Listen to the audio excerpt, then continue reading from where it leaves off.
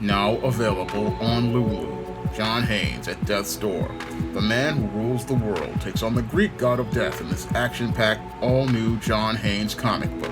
Get your copy of the first John Haynes comic at lulu.com today. Now available in paperback and e-readers, John Haynes, Illuminati. The man who rules the world takes on the head of the global elite in this all-new action-packed John Haynes series adventure. Get your copy of John Haynes Illuminati in paperback and e-readers at Amazon.com and online booksellers everywhere.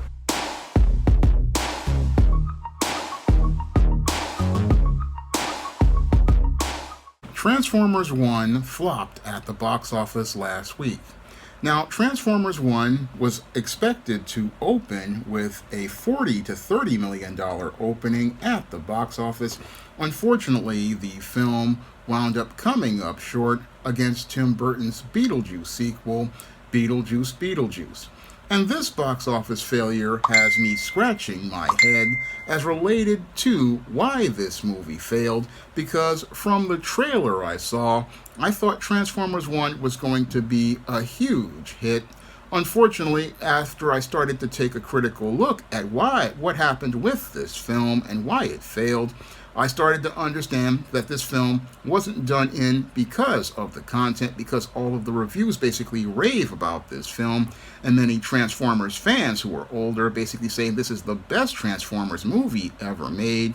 And what really caused this movie basically to fail was basically Hollywood executives who were completely clueless about the overall business of entertainment. Now, Transformers 1 basically was set up for failure, basically due to the fact that these executives didn't really understand the schedule for releasing movies.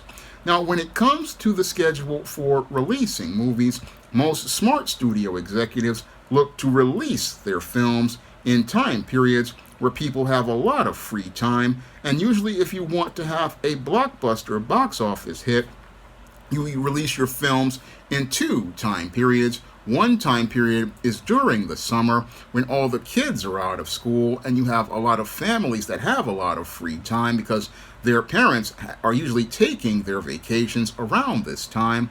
And two is the holiday season because, again, the kids are out of school and the parents are basically taking a lot of vacation days as they celebrate holidays like Christmas, Halloween, and Thanksgiving. And when it came to the whole scheduling of Transformers 1, I'm scratching my head about why this film and Beetlejuice were released in September, because September is known in the business of entertainment as a time when the studios basically take out the trash, and they take out the trash because usually around that time there is no audience to go out here and watch many of these movies. No, there's no audience to watch these movies because one, the kids are in school, and two, the parents are basically going back to work, and many of the college kids are going back to the college campus. And usually you don't release movies around late August to early October if you want to make big box office, because the audience just doesn't have the time to go out here and go to the movies. They don't have the time to go to the movies, and that's where I was scratching my head about the release of Beetlejuice, and Transformers 1, because both of these movies would have been better served by a release in late October or November to December, because these were the times when the audience would be available to go out here and see both of these movies.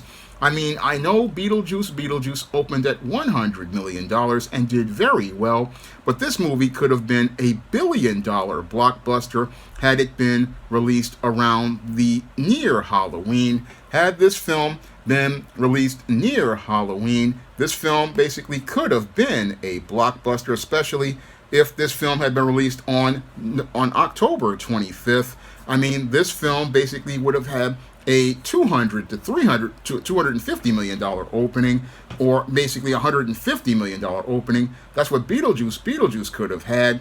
And when it came to Transformers 1, had they scheduled this movie to be released on November 22nd or November 29th, which is the day, 29th is the day after Thanksgiving, or released it on Thanksgiving Day, this movie basically could have been $100 million blockbuster. It could have been $100 million blockbuster because people are looking for family movies to go see, and Transformers 1 basically should have been marketed as a family movie in November on Thanksgiving weekend, as related to things, because the 28th was Thanksgiving, and it should have been marketed as that. And it could have also been opened on Christmas Day on Wednesday, because Christmas is on a Wednesday. And again, this was again a prime opportunity to be able to reach the largest audience. Unfortunately, Hollywood's executives over at Paramount basically don't understand how schedules work, and that basically wound up impeding the whole progress of this film to open very strongly. Now, the other part of what led to Transformers 1 not being the #1 movie at the box office, in addition to just being scheduled at the wrong time, was the overall marketing plan for this film. Now, Hasbro and Paramount basically fumbled the football as related to the marketing of this film, basically dumbing it down and making it look like a kid's movie, and that basically turned off a lot of the customers as related to this film, as related to things. Not to mention they put it and made it look like it was a comedy when it was a much more serious film. Now, this was the second Transformers film to suffer due to bad marketing. The first one that really suffered was Transformers Rise of the Beasts. Now, Rise of the Beasts was a fantastic movie that basically captured the heart and soul of the old G1 series, and basically was like watching Transformers G1 teaming up with Beast Wars, and was like the ultimate crossover for Gen Xers and Millennials who watched the original Transformers series G1 and watched Beast Wars in the late 90s and early 2000s. But unfortunately, Hasbro again fumbled the football, and Paramount fumbled the football, and basically released the film at the wrong date, and also released the film with the wrong marketing campaign, and this caused the film to basically underperform. And again, it's looking to me like the problem with Transformers films is basically not the people who make these movies, because Transformers 1 looked from the trailers to be absolutely fantastic, and from the clips I have seen, it's a great origin story and entry point for younger Transformers fans, and also a great point for many older Transformers fans like myself who grew up with Transformers back in the 1980s. I mean, everything about Transformers 1 was absolutely fantastic as related to the storytelling and the animation, and we finally got that Transformers movie that basically was all CGI with no people, which is what many Transformers fans have been wanting, and it had, again, beautiful animation and great storytelling. Unfortunately, the big problem with Transformers 1 was Hasbro and Paramount just could not really understand the business of film, and that's the most embarrassing thing as related to this. You had a film studio in Paramount not understanding basic things. I mean, these executives have to be a special brand of stupid to not understand that you never release a movie that you really believe is gonna be good, a tentpole movie, in late September. No, you never release tentpole movies in late September because nobody's there to go see these movies. No, you release these movies at times when people are available to go see these movies. You release these movies when people are around to go see them.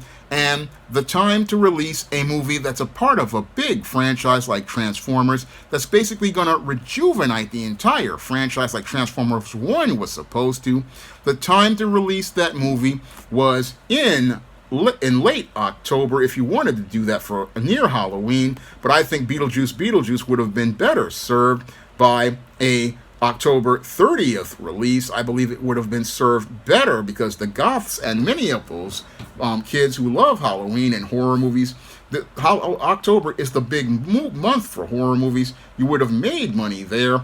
But Transformers 1, I believe, would have been better served if you look at the calendar from a November 27th release, the day before Thanksgiving, or Thanksgiving Day release. You would have gotten all those folks who were basically getting ready to go out for Black Friday shopping. You would have gotten all of those folks to get excited about taking the family to the movie after they went Black Friday shopping. I mean, the marketing should have been putting a target date that would have gotten those types of people around, again, Thanksgiving holiday or Christmas holiday, because Christmas Day, again, is on a Wednesday. And again, you would have made big money. This Transformers 1 would have opened to $100 million, I possibly believe, had they put it at a proper release date. But the idiots over at Hasbro and Paramount thought, oh, September's a good date. No, September is never a good date to release any movie, and that's the time that the studios say this is the period where they take out the trash. This is where they dump the movies that they believe are going to be failures and are movies that they basically screenlit and spent money on but don't want to go out here and take a loss on them, so they release them so that they can make a little bit of money before they take them to direct the video.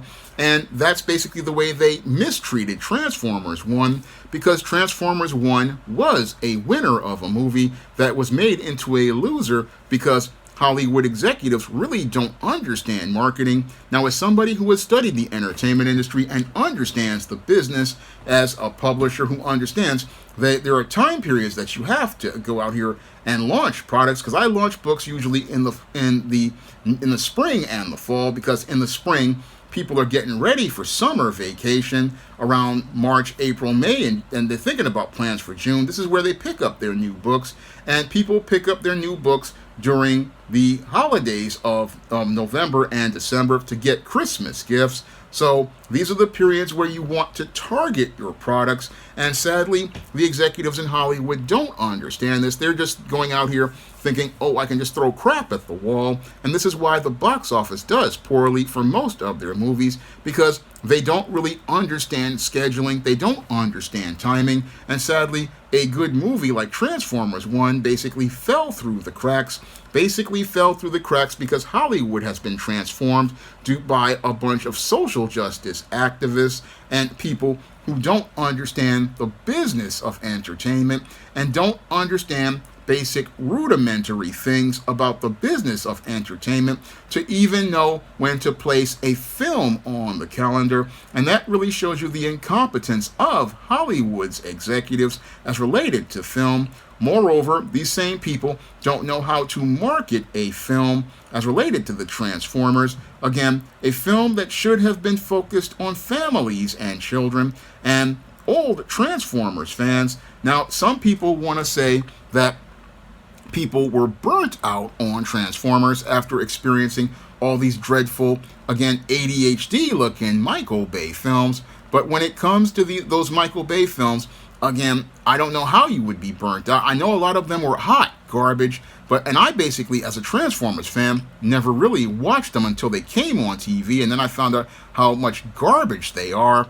And sadly, while some people say that this basically burnt the audience out, they basically are missing out on some of the best Transformers movies to ever come out, because Rise of the Beast was absolutely fantastic, and Transformers 1 was looking great, and people are missing out on really great Transformers movies and a possible renaissance for the Transformers franchise. I mean, they're missing out because Michael Bay basically alienated a lot of people with his just dysfunctional storytelling and his ADHD visuals of Transformers that just look grotesque. And I'm really sad because, again, I think this Transformers franchise has a lot of potential, But the problem is that they basically have the wrong people in charge. And because you have the wrong people in charge, we're not getting to see, the people are not being able to get to see some of the best Transformers material since the old G1 cartoon from 1984. Now, if you want to pick up my first full comic, John Haynes at Death's Store, you can find that comic on lulu.com by clicking the link in the description box. And if you want a digital copy, you can find one on Amazon, on the Kindle platform, or the Comixology platform. And you can also find my other digital comic, Esteem No Good Deed, on Kindle for 99 cents, and you can also find it in the Esteem series book in the SJS Direct Universe, Esteem Blast from the Past. And you can find many of the books in the SJS Direct Universe, such as the ISIS series, the Esteem series, the John Haynes series, the books of the Spinsterella trilogy, my vampire novel Eternal Night, and other books in the SJS Direct Universe. You can find all those books on Amazon.com in paperback and Kindle format. And you can also find paperbacks at other online booksellers like Barnes & Noble and many other stores like Walmart and Target. And if you want to pick up digital versions of my work, you can find it at places like Draft to Digital, Google Play, Barnes & Noble, and big box retailers like Walmart and Target. And you can also find many of my material all on cyberspace. Even if you live in foreign countries, you can find SJS Direct Universe books all across the globe at online booksellers everywhere. And if you want to see me be able to make more videos talking about comic book science fiction and fantasy and fun franchises like the Transformers, you can drop a donation to the Patreon, the PayPal, or the Cash App by clicking the links in the description box. That's all I have to say for this video. You can comment, rate, and subscribe. Now available in paperback at e-readers, Isis, Dark Incubus. The goddess next door gets enthralled in a romantic entanglement with an evil incubus in this all-new Isis series adventure. Get your copy of Isis, Dark Incubus in paperback and e-readers today. Support Black-owned and Black-operated digital broadcast media. www.niceradionetwork.com. Nice Radio Network, broadcasting 24 hours a day, 7 days a week.